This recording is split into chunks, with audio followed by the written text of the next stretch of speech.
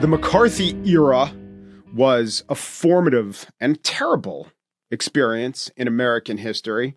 And also, it resonates to today, so argues Clay Risen, the author of Red Scare, Blacklists, McCarthyism, and the Making of Modern America.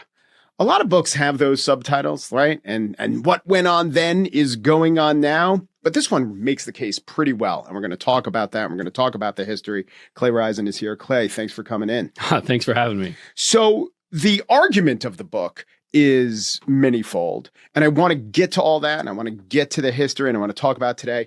But I don't want to leap past what the book does so well, which is it told me, and I know a lot about the Blacklist, I think, but it surfaced many stories that I had never even heard of. Pick one. Pick a character who's probably lost to even someone who read Naming Names by Victor Navasky and who watched a lot of documentaries about about McCarthyism.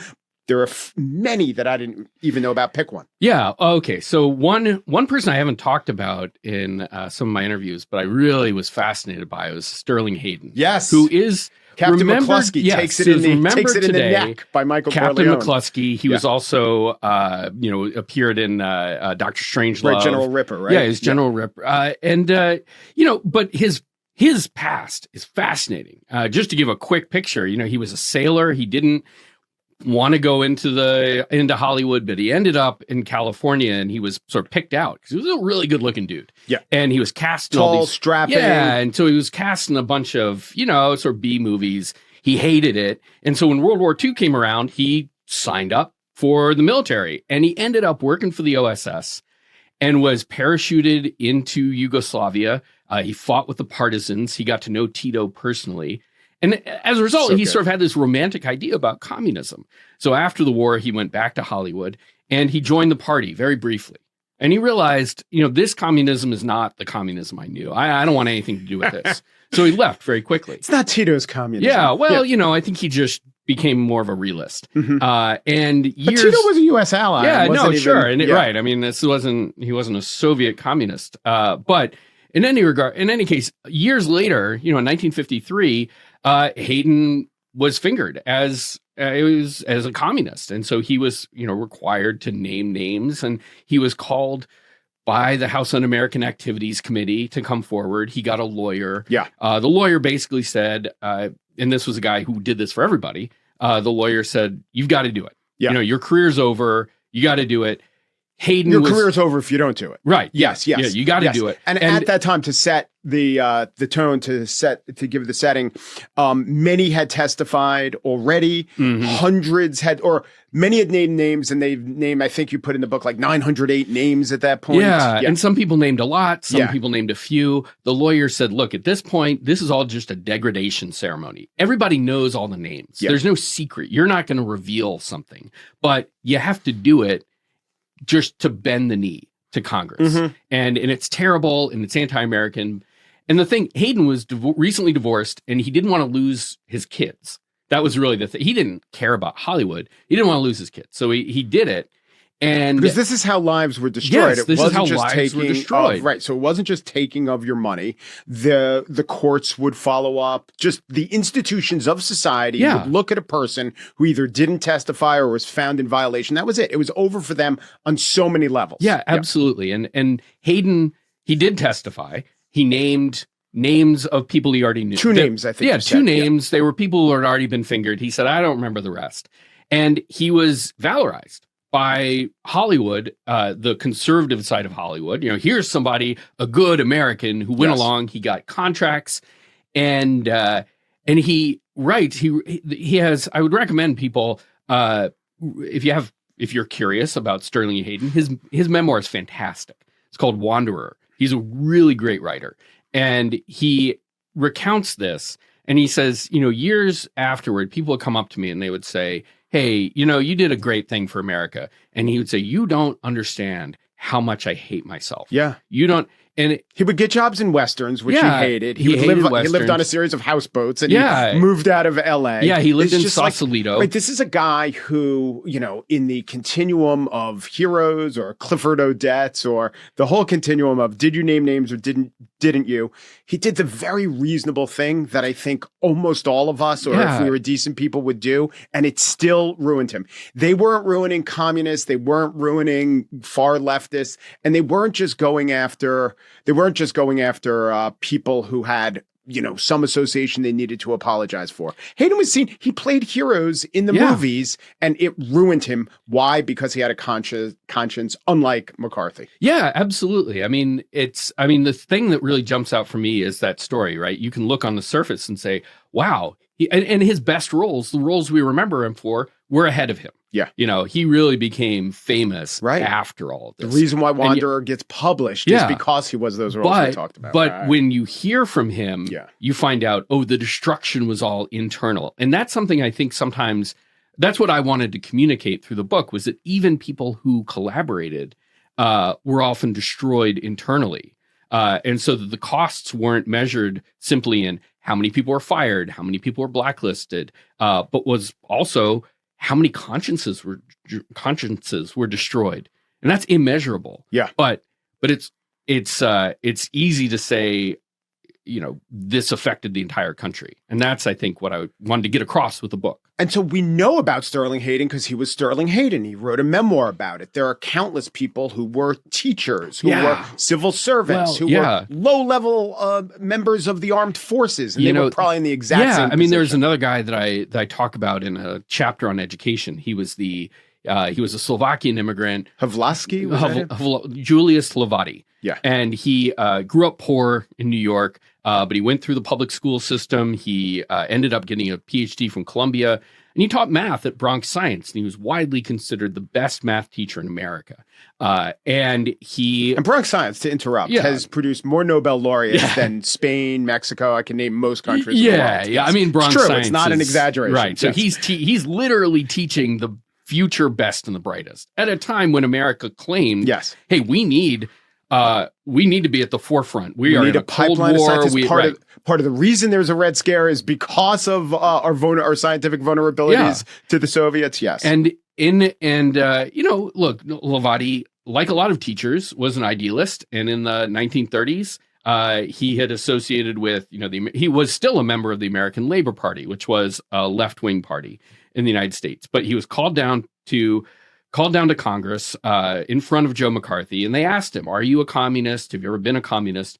And he said, look, I'm not going to tell you, but I know now that by not telling you, my life is over when I get back to New York. And sure enough, a few weeks later, he was hauled in front of the Board of Education and summarily fired. Yeah. And his wife, for good measure, was also fired. She was a teacher. And I came across him just because there was a little squib in the newspaper, and I was doing, you know, searches for keywords, and I came across his story, and I thought, that, you know, what a story if I can unpack this. And I got in touch with his son, who is still around, and we talked about his dad. And for me, it was just this, and the really just the nail on the head, the final stitch for this is that, so his one book was basically a book of math problems, of geometry problems. It was a primer for middle school kids, and really almost no text. And it was very popular. It was in libraries around the country. It was in our State Department libraries overseas. It was removed. The math problems. Communist math was going on. Yeah, exactly. And he wrote a very angry letter to the New York Times. I mean, not against the Times, but explaining, like, this is ridiculous. He didn't say it this way, but this is a giant cell phone by the United States. You know, regardless of what you think of me, this is a book that everyone is benefiting from, and it's being removed for just irrational reasons. And to me, that just was so much, it just boiled down the insanity of the era into, you know, a few hundred words. And that's what made me just jump out at him as a character. Yeah, there was so much countenancing of collateral damage and this is where your book, I think, separates itself from a lot of the other scholarship and writing about the period, for the bona fide worry about communism. And it was bona fide, and it was real. And Julius and Ethel Rosenberg did sell secrets to the Soviets. Don't think, especially Ethel, should have been executed. Yes, but this was real. It was a real concern. The communists weren't just a boogeyman under your bed. They were an evil empire oppressing people. And for many years afterwards, that wasn't acknowledged as much. I guess the people who were writing about it, who were most aggrieved, maybe had some associations or, knew people in their families who were red diaper babies or whatever. But the collateral damage got to be so great that I think it was more defining of the era than the actual program, which was the legitimate opposition to communism. Well, look, I mean, no one was ever found, no subversives or spies were ever found through the federal loyalty programs. The Hollywood Blacklist didn't remove communism or the boogeyman. I mean, that was all made up. What did get the Rosenbergs, for example, or Alger Hiss, was just law enforcement. I mean, the FBI had a role to play, and the FBI did its role in those cases very well. They hunted down the Rosenbergs, and that's what should have been done and nothing else. And maybe you have a loyalty program that's very well designed and respects civil liberties, but instead we had this loyalty program that was just gave carte blanche to anonymous gossip and didn't allow the accused to confront their accuser or even know the evidence against them. Well, tell me about the loyalty program. How was it instituted? Well, what were the aspects of it? So the loyalty program began under Harry S. Truman, and it was, in some ways, it was really just a sop to the political moment. The 1946 elections had really gone against the Democrats. Truman was new in office. He was back on his heels. There was the widespread notion that this guy's no FDR. Yeah, exactly. And also the Cold War was starting up, and there was evidence of subversion. I mean, in the United States and espionage, and so there was enough chatter where he felt like I need to do something to at least make it look like I'm taking a stand. Truman maybe is naive. I think probably naive in a way, but he didn't believe any of this. He didn't believe that there was a communist threat. He was never a red baiter at all. And so he had a rational belief that, of course, our intelligence apparatus has to be patrolled. Yeah, of course. And we have spies there, they have spies here. Yeah, he knew that. Yeah, and but he also didn't believe that the Red Scare could happen, and so he signed an executive order creating this loyalty program that was basically, I think, in his mind, was going to be just this bureaucratic box check where. We're going to go around. We're going to talk to everybody, ask them, you a communist? And if you say no, great. But the way it took off from there and the way it really metastasized was far beyond what he expected. And it had no guardrails. And so, pretty quickly, every agency had to have a loyalty board. The FBI was deeply involved in these investigations, and it moved very quickly. And suddenly, people were being accused for obvious political reasons or for opportunistic personal reasons. Yeah. The other thing that I don't think Truman really appreciated was that by doing this, he gave a green light to everybody else to do it. Because suddenly, if the president says this is a concern, then, private industry and local governments can We're seeing that now. We're seeing that now with the DEI crackdown. Yeah. The government does something and private industry says, well, we're going to not fund pride parades or we're not going to have a scholarship program. If you feel like this is the way the wind is blowing, then you're going to follow suit pretty quickly. And it was amazing how quickly everyone, I want to say fell in line, but Truman wasn't even telling anyone else to do it. It was more that the vibe, the environment changed so quickly, and that the incentive structure Did changed. McCarthy understand that? He was good at certain aspects of what he did, dealing with the media, red baiting. He was good at red baiting. Did he have a better or more global understanding of that aspect, how society would work without actual dictates, but with just vibes? Yeah, I think he had an instinctual understanding. By the time he came around, the Red Scare, so he came on the scene as a national figure in early 1950, and it was right after the Hiss conviction. So it was in the air. Hiss had been a high-ranking State Department official, so the idea that there were spies in the State Department was had some validity among the public. Yes. And I think McCarthy, it's important that the Red Scare had already been going on because he could sort of leap into the stream that was flowing in the direction he wanted. And so in some ways, he understood the moment. He was able to distill it down. I write in the book that, he wasn't the cause, but he was a symptom. In a lot of ways. And that's true with a lot of extremism. Yeah, you write about is. extremism today. This is a debate. Hey, did Donald Trump cause the degradation of principles within the Republican Party? No, he probably just, took advantage of it. Yeah. And that's why, McCarthy was so effective, was because he was able to identify exactly where that stream was going and to take advantage of it. He knew that if he said certain things, people were not going to push back. Right. Because the cost to them, they would say, well, we'll get by, or we're just doing this as a sop word you used before, to this ridiculous character. The fact that he was really seen as ridiculous and should have been. He was an alcoholic and gambled too much. And the things he said didn't, he just would lie and lie and lie, and they'd catch him in a lie and lie and lie. And then he'd go on to the next lie. I mean, I think it's important that if McCarthy had come around in 1946, I think he would have not been as successful, because people would have seen his extremism and his clownishness and said, oh, this is just over the top. This whole thing, this whole enterprise, this whole Red Scare is ridiculous. But the fact that he came along in 1950, people were used to it.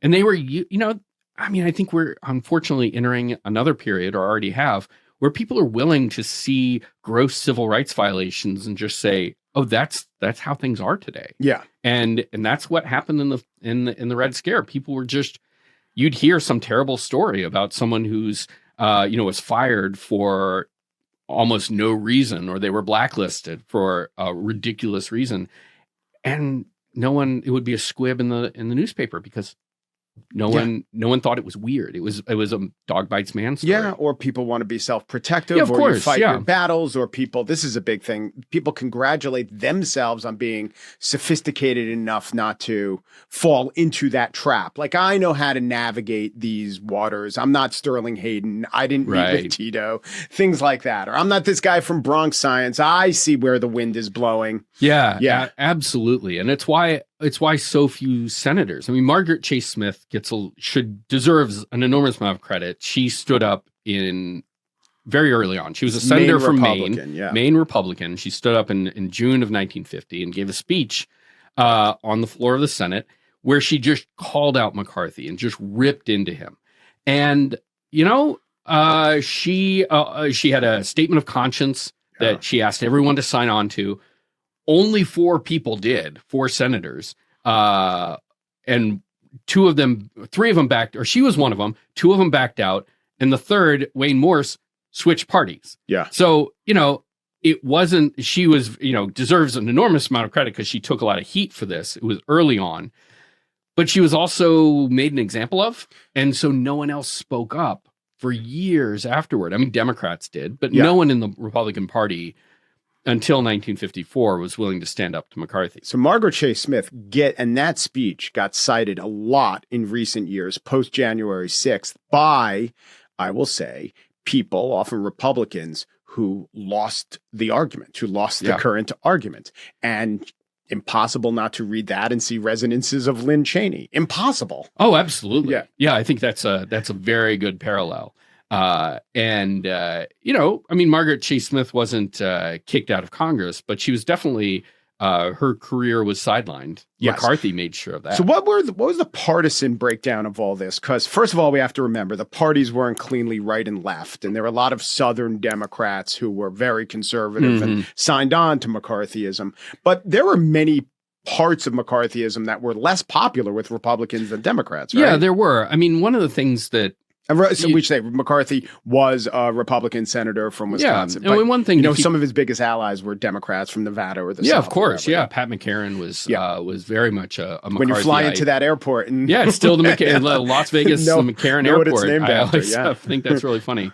The Republicans. One reason why you didn't see more Republicans stand up is this is 1950, 1952.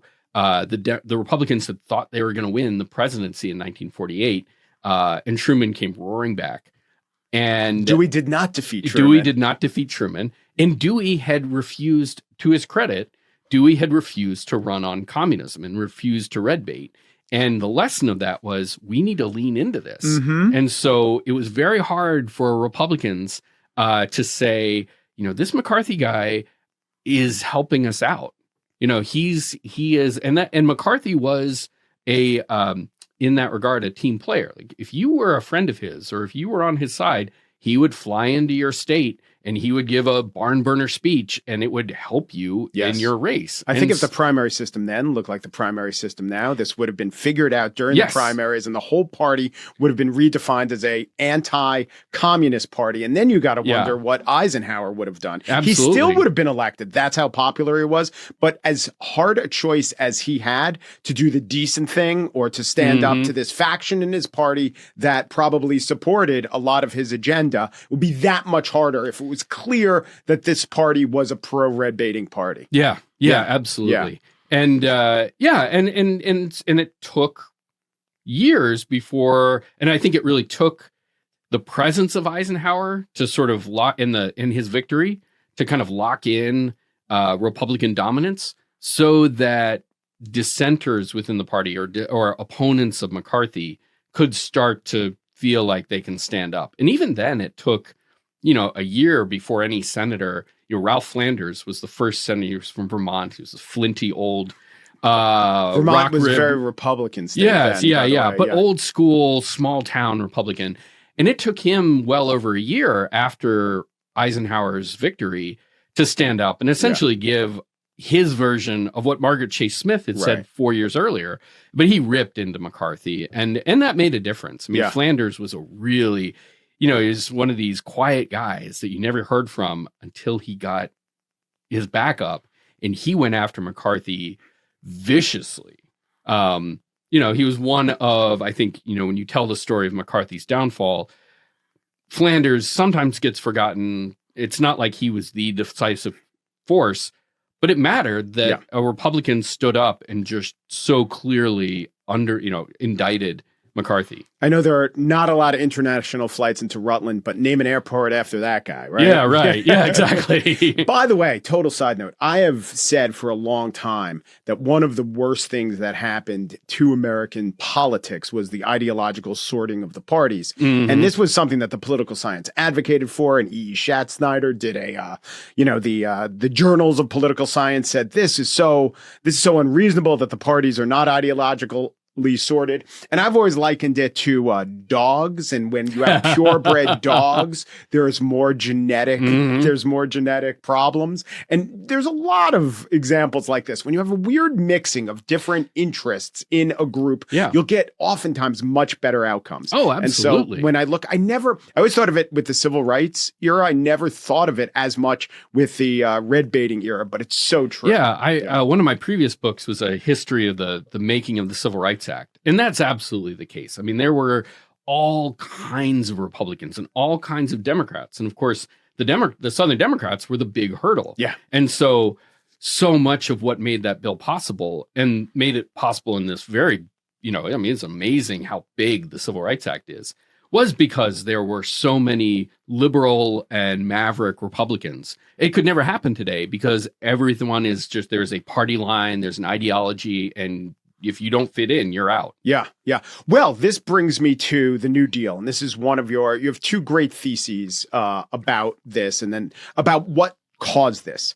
So one is it's a reaction to the New Deal. The New Deal was really all-encompassing in American life. And conservatives, I think it's fair to say conservatives objected. And it wasn't always really clear how these objections would find full flower, and sometimes they just leaked out in these really malignant ways. And so you say that the Democrats got the New Deal, it was remaking society, the right kind of goes nuts about it, and a consequence of that is the Red Scare. Yeah, I mean, the New Deal, it was so much more than just a policy agenda, right? It really was a culture. There's a great book that came out in the 1990s called The Cultural Front by Michael Denning. And he makes this case. He says, the 1930s was about music and theater, as much as it was about policy. But this was all intertwined because people would be, out building a dam. And then, they would hear, folk songs, and maybe they would go to a traveling, federal theater project presentation. Yeah. It was really all of a piece. And politically, it was this grand coalition, the Popular Front of New Deal Democrats all the way to communists who deeply disagreed on a lot of things, but they could get behind this project. Yeah. But as you said, there was a lot of opposition to that. There were a lot of people for, reasonable economic or political reasons, but also some deeply conspiratorial wingnut stuff. And often that had its own sort of spectrum and coalition, but it was suppressed by the headiness of the time and the urgency of the time. This is the Great Depression. And then, of course, World War II comes around, and all of that gets sort of set on the back burner. And it's only after the war that this fight, this kind of simmering cultural conflict, comes back to the front. So we've been repressing it. It's been building up. We can't acknowledge it. We have a war to fight. We could all agree that the Nazis are the enemies. The Nazis are defeated, and we have this festering cultural wound that hasn't been to the right, that hasn't been addressed. And that intersects in a very violent way with the Cold War and the onset of this absolute black and white security mindset in which anything that has the slightest whiff of communism is suspect and has to be rooted out, right? And then, of course, that comes around to indict this whole coalition, the whole Popular Front. If you were someone who protested against Franco, well, who else protested against Franco? Communists. Yeah, fellow travelers. And maybe you weren't even, there were people who were active fellow travelers. They associated or sort of cozied up. There were some people who didn't. Yeah. But they simply held similar views. Yeah. Also, communists were pre-Stalin, not as discredited as they were. And communists helped us defeat the Nazis. And there was a range of communists. Especially in the rank and file, you had people who, wanted nothing more than to be inspired by a utopian political vision, right? There were communists, particularly in the leadership, who were in collaboration with Moscow and did facilitate espionage. But it became a blanket indictment. Yes. If you ever signed a petition, if you gave money to this group, then we've got to talk. And of course, Hollywood, being Hollywood, was a place where people had really leapt into this. And now all of a sudden, all of these actors and actresses and writers were looking over their shoulders because they were at a party. They were at the wrong party. Same thing with teachers, postal workers, labor activists. You name it. They were suddenly civil rights activists. They were suddenly suspect. And that became the fodder for the Red Scare, right? So much of the way the Red Scare played out, there was a there, but ultimately, in my interpretation, it was this cultural conflict. Yes. That pitted these two visions of America. Yes. And I think, not to get ahead of myself, but that's also one of the big legacies of the Red Scare. But also, Americans are a little nutty. And I know that you address this idea, but as you point out, the Brits had a lot to worry about with communists and Kim Philby, and there was communist infiltration, and it was real, and Ted Hall, and there are a lot of communists in Great Britain and in France and Italy, the Red Army Brigade. These were real communist organizations killing people out in the open. They didn't have the equivalents of the Red Scare. And part of it is, like you say, it was a reaction to the New Deal, which those countries didn't have. But I do think part of it was just America, and Kurt Anderson and others have written about it. Our character is, we go in these extremist waves. Yeah. And I think, that was when I started thinking about the book. That comparative aspect was something that really got me started. And you're right. I don't think it's hard to deny that there is a craziness that kind of comes in and out. As a historian, that is both an explanation, but not sufficient to me. I wanted to explain. I mean, my question really was, That's right. Why did it happen this way at this time? Why did it end? And so, it's sort of a predicate to say, well, this is something that happens every once in a while, Yes. and it's part of our character. I was interested in the specifics of this event, this period. But I think, yes, there is something about our character, there's something in the water that gives us over to these moments that, particularly in the Red Scare, but in others. Well, we were founded in revolution. We don't go back hundreds of years. The Scotch-Irish settled the South. Yeah. All of these reasons. No, but there's an irony, because so much of it goes against our purported founding beliefs. I mean, the First Amendment is the bedrock of civil liberties, and yet from time to time we openly violate it. Yeah. And we celebrate the violations of this thing that we're supposed to hold at the highest, as almost a 10 commandment. Mm-hmm. And yet we are very happy to get rid of it. And then later on we look back and say, oh, God, that was a mistake. Well, what did the civil liberties apparatus, such as they were, what were they doing? Because the ACLU did not cover themselves in glory. They did not look good, partly because, to be seen defending communists was, or even to speak up for civil liberties, was to be seen as anti-American and going against the national interest at a time when supposedly, we were about to go to war with the Soviet Union. And so the ACLU, the American Bar Association, really, I mean, they didn't just stand down, they ran the other way, and often, indicted their own members if they spoke out too much. Well, I think, but you tell me, that many of the institutions you have named that are identified as progressive today, Hollywood, the New York Times, which wrote about our Bronx science teacher, the Bar Association, now they're very, very left progressive. Then I don't think they were. No, and there was also, there was as much as there was the Red Scare between left and right, there was also, the Red Scare also had a valence on the left, and the war between non-communist, anti-communist liberals and the left was almost as destructive as the Red Scare itself. I mean, it tore apart the labor movement.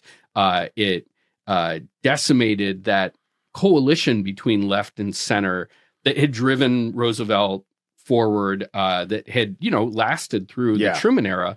But then in 1948 and then afterward, really just ended in civil war on the left. And a lot of those organizations aligned with the liberals against the communists. But lest someone have the progressives, let's say. Lest someone have just pure nostalgia for the coalition between the center and the left. That was a coalition that had FDR make accommodations for Theodore Bilbo, the Mississippi senator, where basically the whole New Deal was stripped of any civil rights because the guy was a vicious racist, right? Yeah. I mean, look, it is quite something that there was a coalition that went from Bilbo all the way to the head of the Communist Party.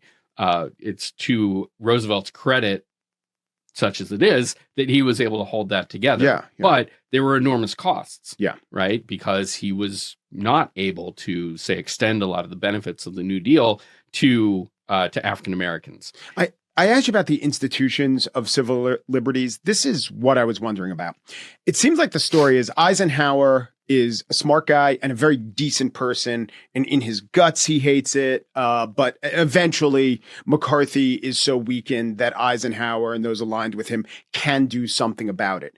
But it seemed more predicated, or the opposition to the Red Scare seemed more predicated on the decency of individuals than anything institutional. I wonder today, maybe because we've been through the Red Scare, but this will get us to the section of our interview where we talk about how similar and how dissimilar it is.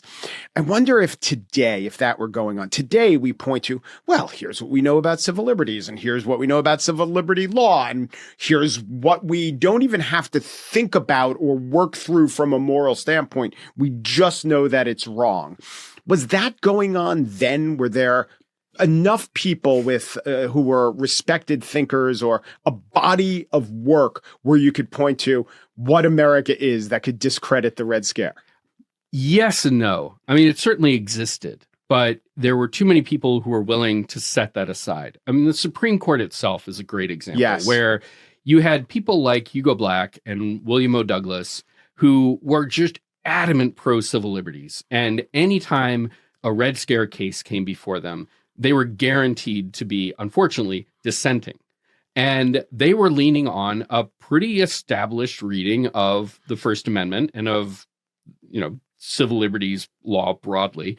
And yet they didn't have a majority. They just, even when Felix Frankfurter, who was sort of, had a nuanced read of things, even when he joined with them, there were just too many justices who were willing to set things aside. And you didn't have, in Carl Vinson, who was the Supreme Court Chief Justice, for much of it, you just didn't have. He was not a leader. He wasn't going to push things. It was only when Earl Warren came in 1953, and Warren, to the surprise of many people, turned out to be this civil libertarian. He sort of had this Saul on the road to Damascus conversion, and lined up with the strongest. I mean, he was there was no distance between him and Hugo Black. Everyone was surprised about that. This is the guy who supported putting Japanese residents, Republican governor of California, putting them in concentration camps. And yet now here he is going after piece by piece the Red Scare. And so, I guess to answer your question, it took leadership by certain people to line up what was otherwise this kind of disparate community of civil libertarians, of thinkers who to some extent had been speaking out or had been a little quiet. Once they started to see things turn, they were able to kind of rally. And I think, this is my personal interpretation, my reading in the book, is that Warren deserves an enormous amount of credit for not only doing the hard work, going through all these laws, but also standing up and saying, okay, now the Supreme Court is on the right side. Mm-hmm. And I think you're right, too, that there's the Red Scare did leave behind antibodies in the sense that organizations like the ACLU could look back and say, well, we made a mistake. We've learned from that. And I think one of the things that is maybe a silver lining of all of this is that then in the 60s and the 70s and the 80s, so much of the rights revolution was supported by groups like the ACLU that said, we can't go, we've learned our lesson. We can't go back to that. Yes. And the idea. And then they also burnished, there was a period where they burnished their credentials by taking on popular cases, cases that, the Nazis and Skokie and all these cases, and they've become, not to everyone, but certainly a figure of, or an institution of respect. Yes. Absolutely. And I think it remains to be seen how that plays out today, because one of the things in the book, one of the literary references that I touch on is Albert Camus' The Plague. And the plague is an allegory of Nazism, fascism, but it's about a plague that sets in this little town in North Africa. And at the end, the plague goes away. But he says, the plague never goes away. The plague is always there, but it might be hiding in bed, in closets and in your bed linens, but it will come back. And the important thing is that we are always ready for that. And I think that's sort of the open question is, are we ready for that? Well, I think the plague of McCarthyism has both a right and left valence. Mm-hmm. And before Trump was elected, it would be brought up a lot in the context of cancel culture. Mm-hmm. And an obvious rebuttal to that is, oh my God, during McCarthyism, you were stripped of your job, you were stripped of your kids, you were stripped of your livelihood. It was the government doing this. It wasn't just the disapproval of peers. I mean, it was much, much more severe.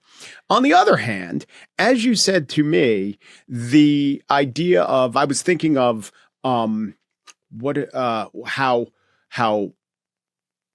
academic institutions had this, and California just scrapped them, this idea of the diversity plans, right? Mhm. And so there's a parallel to me of Truman saying, all right, we'll sign the loyalty oaths. Who cares? It's essentially bureaucratic. It doesn't mean much. It's a sop to people who we think are a bit extreme.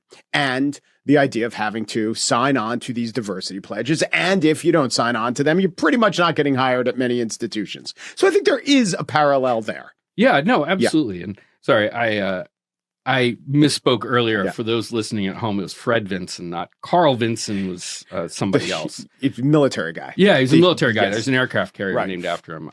Fred, Yes. who is Truman. Yes. We'll cut it all out. TRU guy. Yeah. Anyway, no, I think you're absolutely right. And it was funny when I was writing this book, because I finished the book, even the last drafts almost a year ago. But I did have in mind that, yes, there would be different ways of reading this book, and that people who are, particularly when it comes to something like cancel culture, would read this and say, this is a story for me. They might be conservative, but see it and say, yes, this resonates with my experience and my view. I don't think a lot of people are going to read it that way today, just given where we are. But I think you're absolutely right that it should echo on, I don't know, both sides. Yeah. Or it has multiple possible readings. Yeah. So what's going on today are essentially loyalty oaths, purges of the institution, seeing any association, however tenuous, with the dreaded idea of DEI, or even a reference to sex or gender as means of being fired. So that's the resonance with today. And it's very serious because it is the government doing it. On the other hand, why it might not resonate as deeply, the Red Scare absolutely destroyed hundreds to thousands of lives and was all encompassing.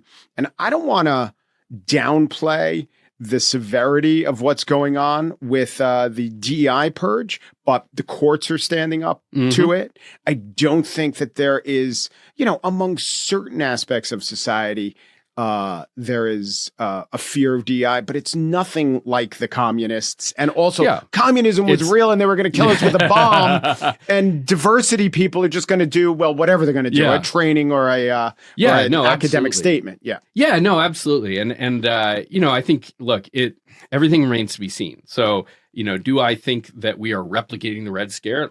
I don't know. It's hard to say. We're 2 months into the Trump administration. Yeah. So that is... I don't know. Wouldn't you say the fear of communism had much deeper roots and was much more popular with the American people than what the Trump administration is doing? And wouldn't you also say that the current administration, just by the polls, is underwater in terms of popularity? And there's not an exact parallel to the presidency, but there were times when McCarthy was extremely popular. Yeah. And I think that there are a lot of reasons for optimism. The other thing that is in some ways follow a through line, but less of a parallel and more of a continued story. The ultimate goal of a lot of the extreme side of the red baiters was to tear down the New Deal. That was, not everybody. And certainly I think there were some very ardent anti-communists who, maybe they wanted to check it, but the goal for a lot of them was, this whole system that we had put in place. If you read Witness by Whittaker Chambers, which is a great book in a lot of ways. It is very disturbing in a lot of ways to certain points of view, because it basically declares, says that this is a war to the finish. I mean, it resonates very deeply today. And so I think what we're also seeing is kind of they're getting what they want. I mean, I think if some of those people were alive today, they would say, oh, this is what we always wanted. I mean, the Red Scare ended with a lot of people very disappointed. McCarthy still had 30% support when he died in 1957. And a lot of those folks felt like McCarthy was a martyr and that the Red Scare had not succeeded. Right. That the deep, well, they didn't say deep state, but the cabal that was secretly running the government and the communists had won. Yeah. Right. And those people ended up, some went into the John Birch Society, or they just sort of existed as a set of shared ideas on the fringes, and then occasionally moving into this, closer to the mainstream. And I think one way to read the recent history is that set of ideas, that movement, as it were, has now taken over running the country. Yes. I would not say that Steve Bannon has tremendous dissimilarities with McCarthyism and the Red Scare. And we talked about parallels. There are some things that aren't parallels. They're just the same thing replicated, like going against the Voice of America. Oh, absolutely. They literally put the Voice of America in the crosshairs and tried to cancel it. And deporting immigrants or deporting residents. That was... and they're deporting current residents based on the 1952 immigration law passed because of the Red Scare. Yes, they're using the exact same Now, tools. here's the thing why it might not have made modern America, but just are touching on epithenomenon that always happen. The far right is always going to lash out against the left and probably break the rules to do it. There are always going to be demagogues. There is always going to be the ability to capture like-minded media and craft the story. These things will always be true. So was it because of the Red Scare, or was it because people are people and this is a playbook to get power? Yeah, no, I think that's both. Yeah. I mean, Yeah. honestly, right. no, I think that's a big part of it. I think that the right, the hard right, far right, call it what you will, comes in at times, inflection points for the Republican Party. Now I think we've moved into a new era for Republican politics because the establishment is effectively gone. Yeah. Right. Whereas in the past, it was more of this, like you take Buchanan in the 1990s, Buchanan never dominated the party, but he ran a pretty, he won New Hampshire in 1992. He ran a pretty effective campaign and was given a prime spot at the Republican convention. Right. He was the plague in our linen. Yeah. And if you look at his speech during that convention, it is just ripped from the McCarthy era. Right. And what he goes after in the conspiracy theories. And of course, he adds a dollop of racism and anti-Semitism and all that. But he never dominated. He was just accommodated by an establishment that nominated George H.W. Bush. I mean, and today it's different. So, I think maybe eventually the establishment just caved. Whereas before there had always been this back and forth for decades, and that was the story. But it's also really important that during the Red Scare, the presidents, the people in the White House were never on board. Yeah. And now the president is leading it, and the executive is more powerful than it was back then. Yeah. Add both those things up. It's not good. Absolutely. I mean, as for all the differences you can point to between Truman and Eisenhower, ultimately, there were two guys from the Midwest who were pragmatists, who had a deep faith in American pragmatism and common sense. And that was both their strength and to some extent their weakness, because they thought, look, Americans don't go crazy. Americans are reasonable people. We're not going to become communists. We're not going to become radical rightists. Everything's going to be fine. I think that's one of the reasons why Eisenhower didn't act immediately. Part of it was his personality, but he just didn't believe that McCarthy was going to last as long as he did. Yeah. Because he just didn't think that would have resonance. And eventually Eisenhower realized, the only person who can really take him on is me.